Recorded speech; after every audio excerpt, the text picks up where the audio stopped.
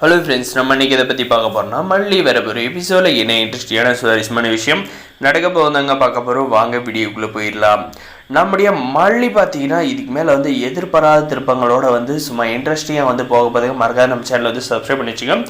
நம்முடைய வெண்பாவும் நம்முடைய மல்லியும் பார்த்தீங்கன்னா காரில் ஏற்றிக்கிட்டு போயிட்டு ஸ்கூலுக்கு விட்டுறதுக்காக நம்ம விஜய் போகிறாருங்க.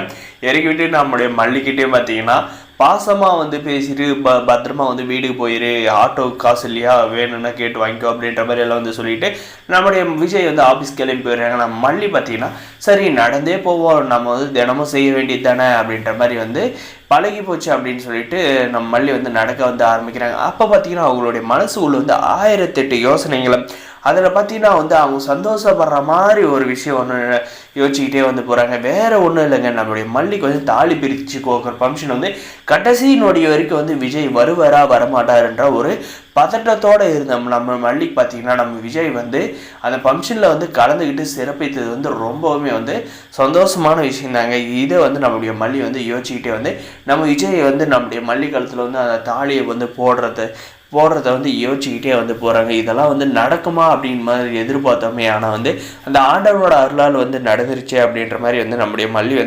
யோசிச்சுக்கிட்டே போகிறாங்க.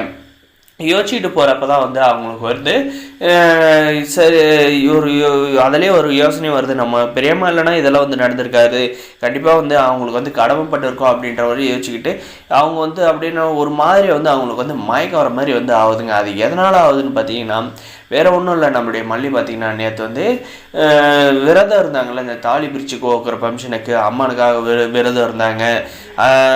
ஃபுல் டே சாப்பிடவே இல்லை. சாமி பிரசாதத்தை எல்லாமே இந்த ராட்சசிங் 2 பேர் சாப்பிட்டாங்க.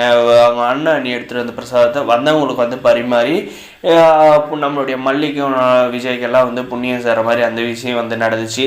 அதனால் அவங்களால பிரசாதமாக சாப்பிட முடியல.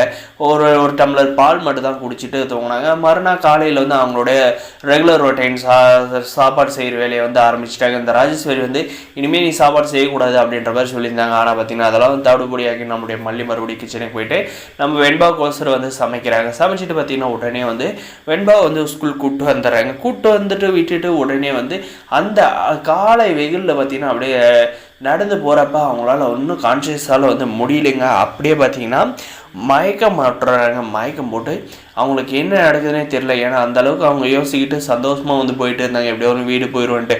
அந்த நேரம் பார்த்து அவங்களுக்கு எதிர்பாராத விதமாக மயக்கம் வர்றது யாருமே எதிர்பார்க்காதாங்க.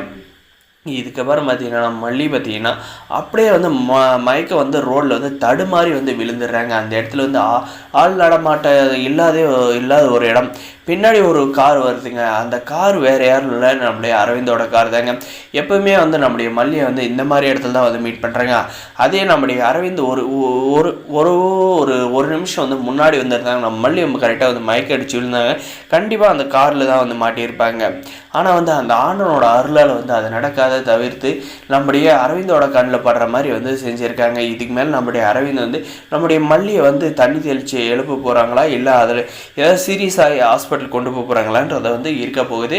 மறக்காத நம்ம சேனலை சப்ஸ்கிரைப் பண்ணி வச்சுக்கோங்க. நம்ம பயங்கரமான இன்ட்ரெஸ்டிங்கான சுவாரஸ்யமான விஷயம்லாம் இதுக்கு மேலே நடக்க போகுதுங்க. இதெல்லாம் தெரிஞ்சுக்க நம்ம சேனலை சப்ஸ்கிரைப் பண்ணி தொடர்ந்து நமக்கு சப்போர்ட் பண்ணுங்கள். தேங்க்ஸ் ஃபார் வாட்சிங் கைஸ்.